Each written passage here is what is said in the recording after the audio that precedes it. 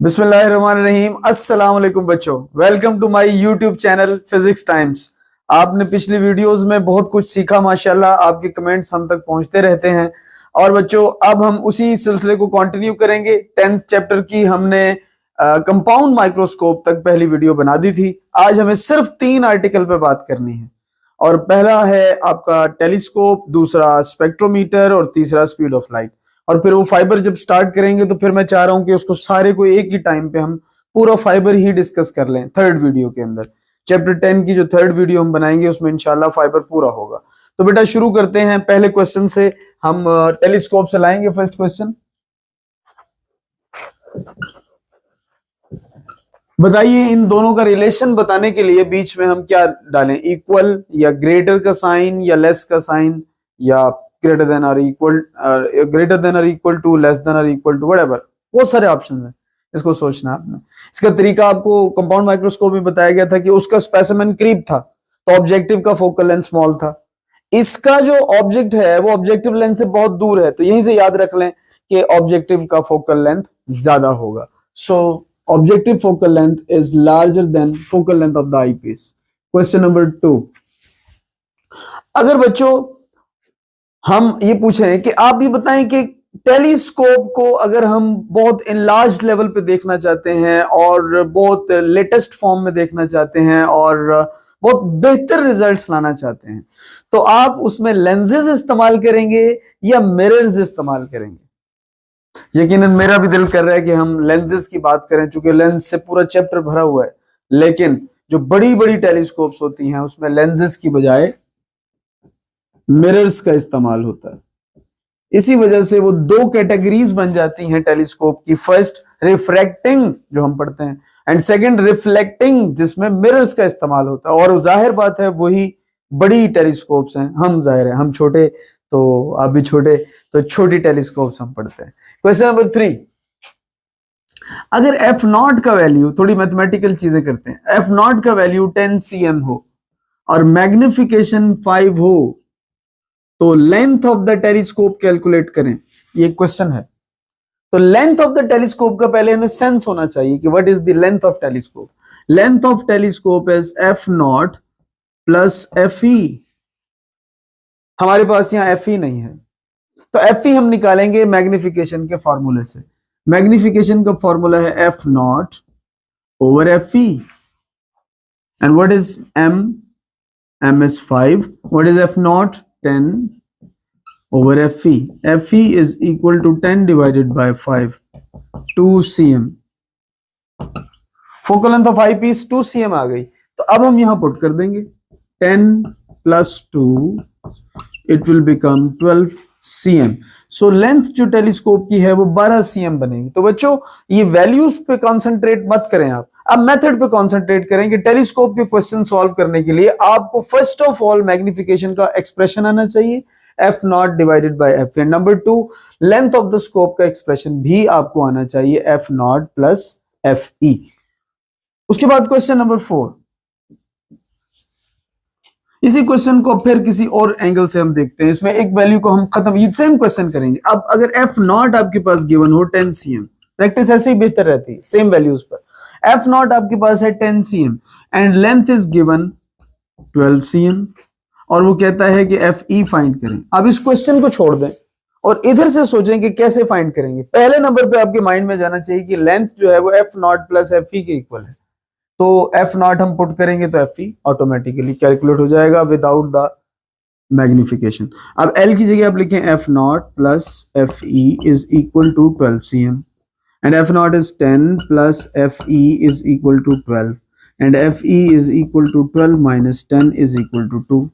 तो इस तरीके से 2 cm आप एफ ई फाइंड कर पाएंगे। इन्हीं वैल्यूज पर फिर कुछ और डिफरेंट करके देख लें। अब एफ नॉट को आप इसमें से वैनिश कर दें। अब आपके पास डाटा बनेगा m इज 5। बेटा सेम वैल्यूज से आपको समझनी है ये तमाम वेरिएशंस। मैग्निफिकेशन जो है वो 5 है and F E is 2 and we want to find F naught. तो बहुत सिंपल होगा, अब आपको m के फॉर्मूले में जाना पड़ेगा, F naught over F E, and f naught over 2 and your magnification is 5, so f naught becomes 10 cm. तो वही मेथड आपको बार बार यूज करना है जो मेन है। मास्टर फॉर्मूला क्या है कि मैग्निफिकेशन का एक्सप्रेशन आपको आना चाहिए F not divided by F E, और उसके बाद आपको लेंथ ऑफ द टेलीस्कोप का नॉलेज होना चाहिए। अच्छा, बाज़-औक़ात क्वेश्चन को थोड़ा और वेरी किया जा सकता है। सपोज करें कि आपके पास m की वैल्यू हो 5 and F naught over F ई दोनों अननोन है आपके पास, तो आप एफ नॉट को लिख सकते हैं 5 एफ ई। ये फोर्थ कैटेगरी के क्वेश्चंस हैं जिसमें आपको मैग्निफिकेशन गिवन है और लेंथ से रिलेटेड कोई डाटा दे देंगे। तो m की वैल्यू 5 है, F naught over F E is 5, F not becomes 5 F E. अब आप लेंथ के एक्सप्रेशन में जाइए, लेंथ के एक्सप्रेशन में है F naught plus F E. F not की जगह आप लिखेंगे 5 एफ ई प्लस एफ ई, ये बन जाएगा 6 एफ ई। अब देखिए क्वेश्चन कैसे बनता है, मैं वो बताना चाह रहा हूं। क्वेश्चन ऐसे बनता है बच्चों के मैग्निफिकेशन गिवन है और यहां से आपको एफ ई की सपोज करेंगे वैल्यू दे देता है या लेंथ ऑफ द टेलीस्कोप की वैल्यू दे देता है। अगर एफ ई की वैल्यू देगा तो आप लेंथ भी फाइंड करेंगे, आप फिर एफ नॉट भी फाइंड करेंगे। एंड सपोज लेंथ की वैल्यू आपको गिवन है, वही लेंथ की वैल्यू जो कि हमें पहले भी गिवन है 12 cm, तो 6 एफ ई कैंसिल होगा, 6 2 जा 12, F E is 2 cm। Try to understand, इसमें हम दोनों फोकल लेंथ को फाइंड करने की पोजीशन में, एफ ई आ गया, इस एफ ई को यहां पुट करेंगे तो एफ नॉट आ जाएगा। तो अब मैं आपकी आसानी के लिए ये जो एमसीक्यू हमने डिस्कस किए हैं ये मैं बता दूं कि कौन कौन से पैरामीटर्स हैं जो आपस में रिलेट कर रहे हैं। ये 4 चीजें, तो मेरा कहना यह है कि इन 4 चीजों में आपको कभी इन 2 की वैल्यू दे देगा तो इन 2 को निकाला जा सकता है, फिर इसी तरह इसकी और इसकी वैल्यू देगा तो उनको निकाला जा सकता है। तो इससे रिलेटेड 4 मैंने क्वेश्चंस आपके सामने जो रखे हैं, इससे ये क्वेश्चंस इंशाल्लाह सॉल्व हो जाएंगे। लेकिन एक मैथमेटिकल भी प्रॉब्लम है, मैथमेटिकल के बाद एक थ्योरेटिकल प्रॉब्लम है। क्वेश्चन 7 में आपसे रीजन पूछेगा why you use large focal length and large aperture and large lens of objective. तो इसका हमारे इस टॉपिक के आखिर में पैराग्राफ में आंसर लिखा हुआ है, जिसको सादा तरीके से यूं समझिए कि आपने बहुत दूर के ऑब्जेक्ट को जब देखना हो तो उससे लाइट का आपके लेंस तक पहुंचना बहुत मुश्किल है। तो लेंस का एपर्चर जितना लार्ज रखा जाएगा तो उससे ज्यादा लाइट कैप्चर करने में आसानी होगी और उससे हमारा इमेज भी बड़ा क्लियर बन जाएगा। क्वेश्चन नंबर 8, वही सवाल जो हम कंपाउंड के लिए पूछते थे। ऑब्जेक्टिव के इमेज के बारे में आपको बताना है, बहुत अच्छे से याद करना है इसे। इसका सीन ये था कि हमारा ऑब्जेक्ट पड़ा हुआ था इन्फिनिटी पे, तो इमेज को बनना ही पड़ा फोकस पे। चूंकि एक चीज इन्फिनिटी होती है तो बाकी दोनों चीजें इक्वल हो जाती हैं। तो P is at infinity, so Q is at focus. तो फोकस पे जब ऑब्जेक्ट बहुत दूर हो तो उसका इमेज बनता है डिमिनिश,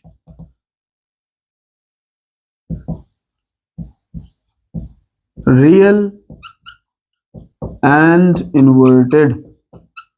इसकी हम वो डायग्राम अगर आपको याद करवाएं, वो पैरेलल रेज आ रही थी और वो लेंस में एंटर हुई और फिर एक पॉइंट पे फोकस हुई और फिर जो इमेज बना था यहाँ पर, वो इमेज जाहिर है हमारे ओरिजिनल ऑब्जेक्ट से बहुत स्मॉल साइज का था, तो डिमिनिश्ड इमेज हमारे पास बनता। Question 9, back to back, eyepiece का इमेज कैसा बनता है? And by the way, eyepiece का इमेज फाइनल इमेज भी कहलाएगा, आई पीस का इमेज भी कहलाएगा, पूरी टेलीस्कोप का इमेज भी कहलाएगा, क्योंकि फाइनल इमेज मैटर करता है। तो इसका फाइनल इमेज जो है बच्चों वो था virtual and of course magnified and inverted।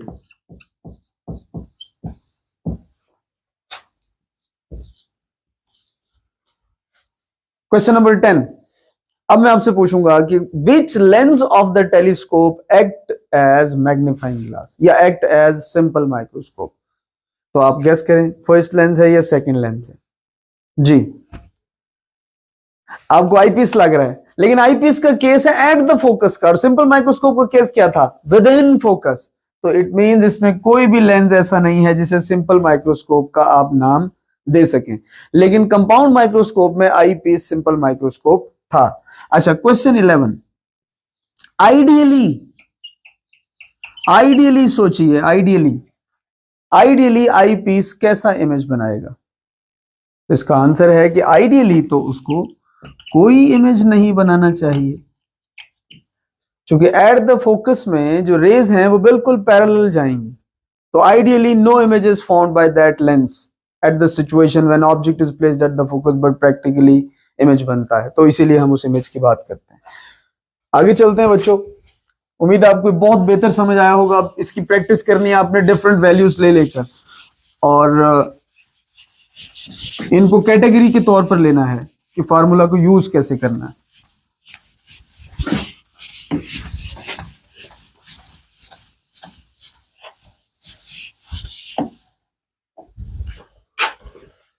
Question number 12, बेटा ये बताना है कि स्पेक्ट्रोमीटर के पार्ट्स कितने होते हैं। How many parts of the या components of the spectrometer. Options में 1 2 3 4 कर लेते हैं। तो पार्ट्स 3 हैं, लेकिन जो बुक में यूजेस दिए हुए हैं वो 4 हैं। 4 के 4 यूजेस आपको याद रखने हैं, शॉर्ट क्वेश्चन में भी काम में आएंगे। और नंबर 2 बेटा, जब कभी एमसीक्यू बनेगा तो पूछेगा which one of the following is not the use of the spectrometer. सारे पता हो तभी आप उसका अंदाजा लगा सकेंगे। उन यूजेस को देख लेते हैं एक एक करके। वेवलेंथ को फाइंड कर सकता है, रिफ्रैक्टिव इंडेक्स को फाइंड कर सकता है, डेविएशन को फाइंड कर सकता है, स्पेक्ट्रम को फाइंड कर सकता है। ये मैंने शॉर्टकट बना दिया। लैम्डा एन डी एस आपको ये बहुत अच्छे से इससे याद रह सकता है। क्वेश्चन 14, टर्न टेबल में, ये क्वेश्चन नहीं लिखा हुआ बुक में, इस तरह नहीं लिखा हुआ।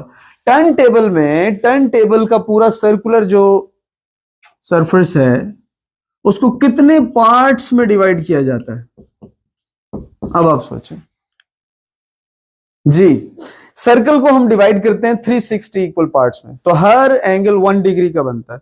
लेकिन टर्न टेबल में लिखा हुआ है ग्रेजुएशन की गई है हाफ डिग्री पर। हाफ डिग्री का मतलब ये 0, तो इसके बाद 1 नहीं, 1.5 डिग्री, उसके बाद फिर 1 डिग्री, उसके बाद फिर 1.5 डिग्री, उसके बाद फिर 2 डिग्री, यानी ग्रेजुएशन 0.5 डिग्री की चल रही है। 0.5 डिग्री की ग्रेजुएशन तभी हो सकती है जब सर्कल को आपने डिवाइड किया हुआ हो 720 इक्वल पार्ट्स में। 720 इक्वल पार्ट्स इसका बेटा जवाब होगा। ये हमने हाफ डिग्री से ही निकाला। उसके बाद है क्वेश्चन 15, आपका जो कॉलीमेटर है, शॉर्ट क्वेश्चन है भी, कॉलीमेटर किस तरीके से प्लेन वेव फ्रंट्स या पैरेलल वेव्स प्रोड्यूस करता है। इसमें आप पूरी कंस्ट्रक्शन बताएंगे कि कॉलीमेटर के एक साइड पर कन्वेक्स लेंस है, दूसरी साइड पर स्लिट है। जब किसी स्टार से या किसी बहुत डिस्टेंट ऑब्जेक्ट से लाइट आती है तो हम स्लिट को एडजस्ट करते हैं eight the focus of the convex lens, ताकि जितनी भी रेज लेंस में एंटर होने के बाद पैरेलल टू प्रिंसिपल एक्सिस हो जाएं और उनसे जो वेव फ्रंट बने वो प्लेन बने। ये उसके पीछे की साइंस है बच्चों। Next question number 16। क्वेश्चन 16 में आपको ये बताइए कि स्पीड ऑफ लाइट सबसे पहले किसने कोशिश की थी। कोशिश, फाइंड नहीं, कोशिश। गैलीलियो। वेरी नाइस, साइंटिस्ट का नेम आ सकता है। तो गैलीलियो ने सबसे पहले ये किया था। उसके बाद नेक्स्ट आते हैं बेटा 17, what is the time for the light to reach in the telescope from the lamp in the experiment of Michael. तो इसका टाइम बेटा 1/, एक था 8f, एक टाइम था 2d/c। ये दो टाइम मेरा लाल आपको याद रखने हैं। 1/8f कैलकुलेट करवाया था। ये आपके पास सर्कुलर जो मिरर था जो मूव कर रहा था, एक फेस चेंज होने का जो टाइम था that will be 1/8f and time required for the light was 2d/c। और कमाल की बात ये थी कि इन टाइम्स के दरमियान क्या रिलेशन था। टाइम फॉर लाइट लिख लेते हैं, time for phase change, one phase change, इन दोनों में टाइम में क्या रिलेशन था। तो इसका जवाब था ये दोनों इक्वल होते थे तभी आंसर बनता था। 20 क्वेश्चन बेटा थोड़ा सा डिफिकल्ट है, थोड़ा सा इसको ठहर के सुनना है आपने, बहुत ठहर के समझना। इसका क्वेश्चन ये है कि अगर ये सपोज कर लें कि लाइट वेव हो और सपोज कर लें कि ये साउंड वेव हो और दोनों ही किसी डेंसर मीडियम में चली जाएं, एयर से denser medium, what will happen with wavelength, speed and frequency. इंतहाई टेक्निकल क्वेश्चन, इसे देख लें 6 एमसीक्यू बनाए जा सकते हैं, तो हम एमसीक्यू बनाने की बजाय इस मेथड पे डिस्कशन करते हैं। तो बेटा इसको समझ लें कि जो हमने एक स्टेटमेंट पढ़ रखी है, साउंड ट्रेवल्स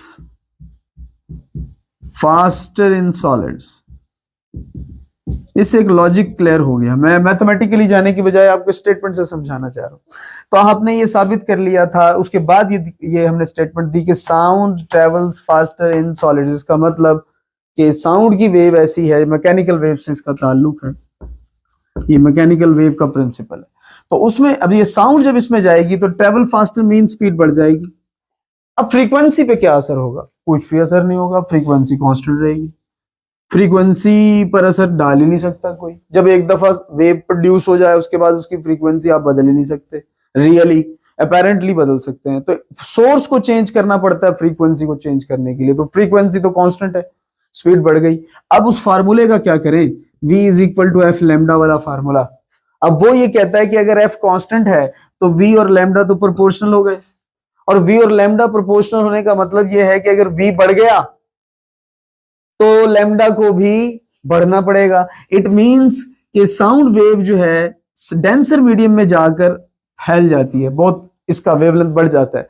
अब वेवलेंथ जब बढ़ा तो इसकी स्पीड भी बढ़ गई, फ्रीक्वेंसी सेम। लाइट के लिए बिल्कुल उलट है। अब ये लाइट के लिए मैं रूल लिख देता हूं, लाइट ट्रेवल्स, अब आप बताएं फास्टर बोलें या स्लोअर बोलें?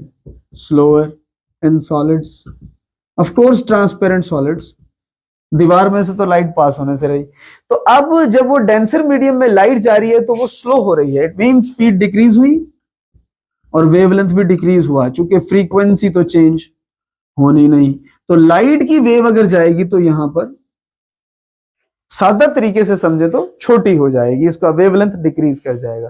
बेटा ये बहुत इंपॉर्टेंट प्रिंसिपल है, इस प्रिंसिपल से रिलेटेड बहुत सारे क्वेश्चंस बन सकते हैं। Thank you so much for watching over videos, और आपके कमेंट्स का बहुत शुक्रिया। और बेटा इसको आपने सदका जारिया समझ के आगे भी फैलाते जाना है, और इस पे बहुत ज्यादा वर्क करना है, बिल्कुल मिस नहीं करना, नोट करते जाना है ताकि एक नोट्स बनते जाएं। एग्जाम के करीब आपको बहुत इसका फायदा होगा।